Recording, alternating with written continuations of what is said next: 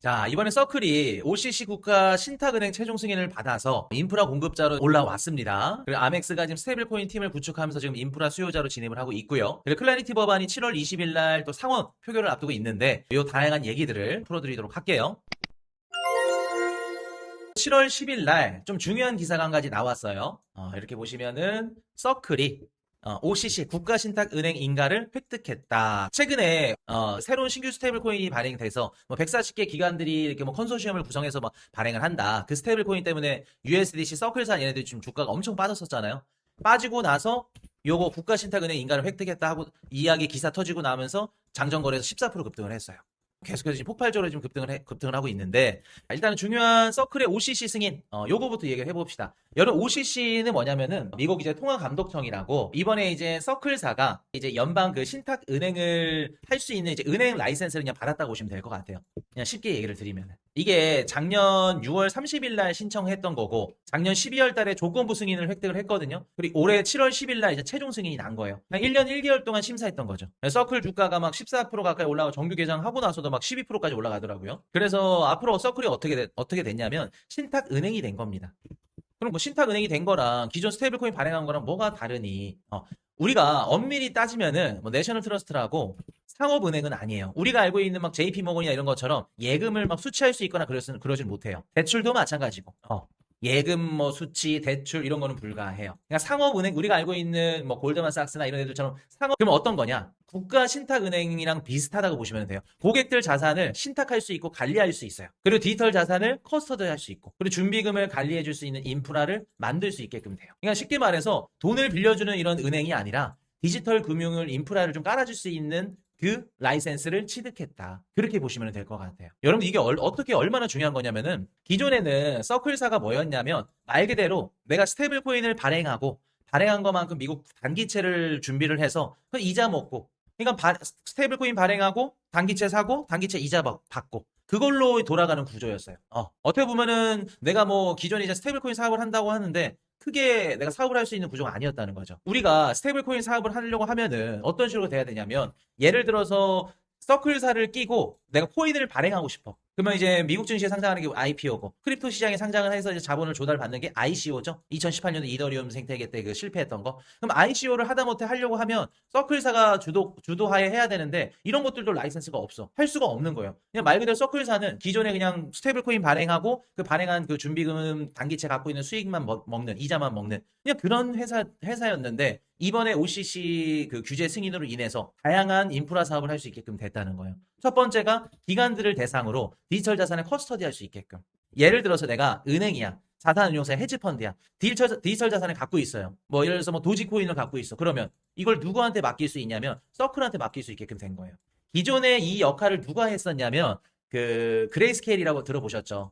신규 코리니 분들은 아마 모르실 거야. 그레이스케일이라고 18년도, 19년도, 20년도, 21년도까지 요 업무를 했었어요. 그래서 막 ETF 같은 상품들도 만들고 막 다양한 상품들을 만들면서 막 커스터디도 하고 막 이런 건데, 예전에 우리 암호화폐 시장의 그레이스케일 역할을 한다고 보시면 될 것 같아요. 그래서 내가 헤지펀드인데 코인을 갖고 있어. 관리가 필요해, 안전하게. 그러면 서클사가 할 수 있게끔 된 거예요. 실제로 예시를 드리자면은 JP모건이 비트코인 ETF를 발행했다고 가정해 볼게요. 그럼 기초 자산인 비트코인을 들고 있어야겠죠? 그걸 누구한테 보관해요? 서클이 보관할 수 있는 거예요. 지금은 블랙록 같은 경우 코인베이스 얘네들이 지금 현물이랑 관리하고 이제 보관하고 있죠. 요 역할을 서클도 할 수 있게끔 된 거예요, 이제. 그럼 스테이트 스트리트, 뭐 피델리티, 디지털 에셋, 얘네 기존 대형 커스터디랑 경쟁사들이랑 경쟁할 수 있게끔 된 거예요. 그 능력을 스테이블코인 발행사한테도 줬다는 게 중요한 거예요, 여러분들. 그러니까 이번에 이 OCC 승인으로 인해서 클래리티가 빠르게 승인될 수밖에 없게끔 지금 계속해서 정부에서 밀어주고 있다는 거죠. 그리고 뭐 기관 대상 신탁 서비스, 자산의 소유를 뭐 관리 권한을 뭐 서클이 대신 수행할 수 있게끔 이런 식으로. 그리고 토크나 자산 관리, 요것도 재밌죠. 자, 실물 자산을 토큰화하고 싶어. 발행하고 싶어. 스테이블 코인으로. 근데 실물 자산을 RWA로 하려고 하면은 스테이블 코인도 그만큼 있어야 되고, 그러려면 스테이블 코인 발행사랑 또 조인도 해야 되고, 여간 까다로운 게 아니죠.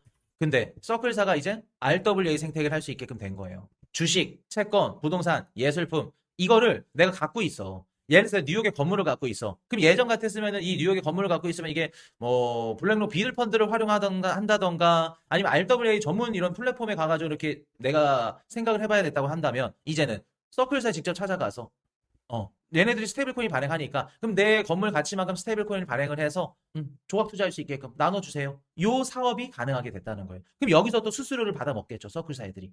부동산이든지 뭐 미술품이든지 예술품이든지 오케이 우리가 그럼 발행해 줄 테니까 그 발행하고 거래 수수료에 우리가 먹겠습니다. 이러면서 새로운 신규 수익 창출원이 생겼다는 거예요, 여러분들. 이게 중요하다는 거죠. 기관들한테 커스터디 하면서 커스터디 수수료 받아 먹고 RWA 하면서 그 수수료 받아 먹고 그리고 기관들 결제 인프라도 깔아줄 수 있죠. 서클 페이먼트 네트워크 깔아줄 수 있잖아요.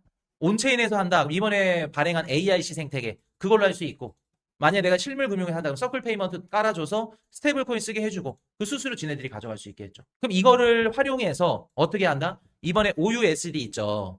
오픈 뭐 USD 해가지고 140개 기업들이 그 기존에 있는 스테이블 코인 기존에는 스테이블 코인 발행사들이 수수료를 지네들이 다 취득을 했다 그러면 가져갔다고 한다면 얘네들은 유통사들한테도 다 나눠주겠다라는 게 얘네들 핵심이잖아요. 그러면 서클도 이렇게 해줄 수 있겠죠. 앞으로 어떤 식으로 해준다? 야 기관들 결제할 때 인프라 우리가 제공해줄게.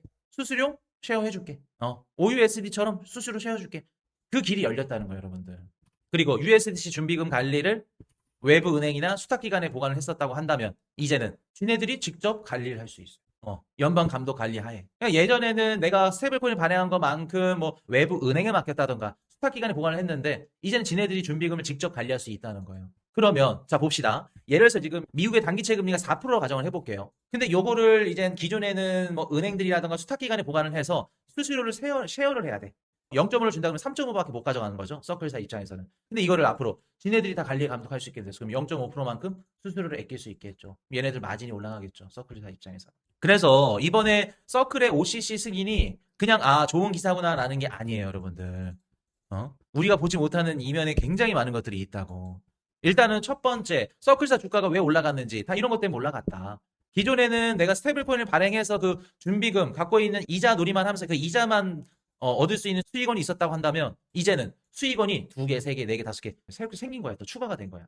RWA에서도 먹을 수 있고요. 기관들 커스터디 하면서도 먹을 수 있고요. 또 다른 데서도 또 먹을 수 있고. 기존에 내가 갖고 있는 준비금, 미국 국채를 보관하는 데 있어서 수수료를 아낄 수 있고. 이해되셨죠, 여러분들? 그래서 서클 주가가 올라간 거예요. 여기다 또 날개를 달아줄 수 있는 게 AIC. 지네가 자체적으로 체인을 발행했죠. 로빈후드도 이번에 자기 자체적으로 체인을 발행했죠. 똑같아요. AIC도 똑같이 체인을 발행합니다. 그러면 기존에 있는 전 세계 스테이블 코인 발행사들, 유통사들 얘네들을 여기다 얹힐 수 있겠죠. 온체인에다. 또 AIC라고 또 토큰도 발행을 했고. 그래서 나쁘지 않다. 괜찮다. 서클사. 그래서 지금 기존에 6월 말에 서클 주가가 하락했던 이유가 오픈 USD라고 얘네들 나오면 서클 망하는 거 아니야? 라고 생각을 했는데 웬걸? OCC 승인이 7월 10일 날 되면서 얘네들 때문에 좀 위협은 있을 수는 있겠지만 리스크는 존재해요 분명히. 하지만 수익원을 2개, 3개, 4개, 5개 늘렸다. 그래서 이런 것들 때문에 어떻다? 서클이 이번에 주가가 올라간 거죠. 그리고 여러분들 지금 서클사를 떠나서 지금 전방위적으로 지금 미국에 있는 금융기관들이 혹은 뭐 카드사들, 뭐 PG사들 결제 이런 기관들이 스테이블코인 시장 계속해서 지금 구축을 하고 있어요. 이번에 아멕스 카드 아시죠? 아멕스 얘네들이 스테이블코인 팀을 구축을 했어요. 그래서 뭐를 하겠다는 거예요, 앞으로? 온체인 생태계에서 거래할 수 있게끔. 24시간 거래는 물론이고, 뭐 3일 걸렸던 이런 정산 시스템 그냥 날려버리고 수수료도 아끼겠다. 그 얘기 하는 겁니다. 지금 스테이블 코인 시장이 우리가 모르는 사이에 폭발적으로 상승하고 있다. 우리는 이더리움 가격 언제 올라요? 비트코인 가격 언제 올라요? 알트코인 언제 올라요? 불장 언제 와요만 생각하죠?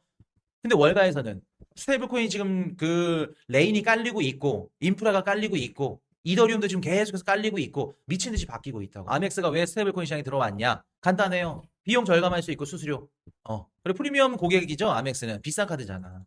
연회비만 거의 한 100만 원 가까이 되는데 그 고객들을 온체인 생태계로 들어올 수 있잖아요. 그리고 결론적으로 나중에 온체인 생태계에 들어오면 누가 또 수혜를 받아갈 가능성이 높냐면 이더리움이 될 가능성이 높아요. 물론 자체적으로 뭐 AIC라던가 아니면 로빈후드 로빈후드 같은 경우는 L2잖아요. 얘네들도 다 이더리움 체인 위에서 올라가는 거기 때문에 결론적으로는 이더리움이다. 비자도 그렇고 마스카드도 그렇고 지금 스테이블 코인 계속 뛰어들고 있죠. 자, 많이들 궁금해 하실 게 지금 클래리티 법안인데 일단은 이번 달 이제 중순부터 말까지가 분기점이라고 봅니다. 만약에 이번 달 말까지 안 된다. 그러면 현실적으로 쉽지 않다. 중간선거 전에는 클래리티 법안은 좀 쉽지 않다. 보셔야 돼요. 왜냐면 8월 7일 날 여름 휴에 들어가요.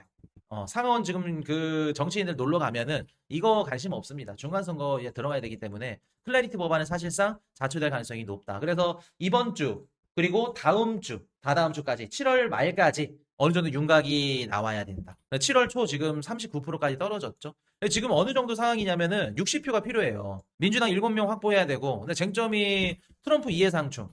트럼프 집안이랑 트럼프 대통령이 밈코인 발행하고, 지금 뭐, 이번에 트럼프 그 포트폴리오 막 발표됐는데, 코인으로 천문학적인 돈을 벌었다고 나오죠? 14억 달러? 이렇게 돈을, 미국 대통령이 돈을 벌었는데, 이해상충이 되지 않겠니? 어? 그럼 민주당 입장에서는, 야, 트럼프 대통령 저거, 뭐 팔든 그 프로젝트를 하지 말던 이런 것들 좀 해라. 특정 공직자 지정 조항을 해라. 이런 것들. 근데 이제 뭐 거부를 하죠. 백악관 입장에서는. 그러니까 이런 것들이 싸우는 거야. 민주당에서는 야 트럼프 대통령 저게 말이 되니? 미국 대통령이 트럼프 정부 입장에서는 그게 뭐 말이 되지? 어차피 내가 임기 시작하기 전에 민코인을 발행한 건데 뭐가 문제가 돼? 라는 거죠. 그래서 이것 때문에 제가 우리 24년도 상반기에 취임하기 전에 민코인을 발행했잖아요. 이것 때문에 하는 거예요. 혹시라도 법적으로 문제 될까 봐. 그냥 트럼프 입장에서 영리한 거지. 개인 투자들은 이제 우리는 뭐 모를 수도 있겠지만 아마 그때도 제가 정규 방송이나 하우스 방송 말씀을 드렸어요. 임기 전에 일부러 민코인 발행한 거라 법적으로 이거 싸울 것 때문에.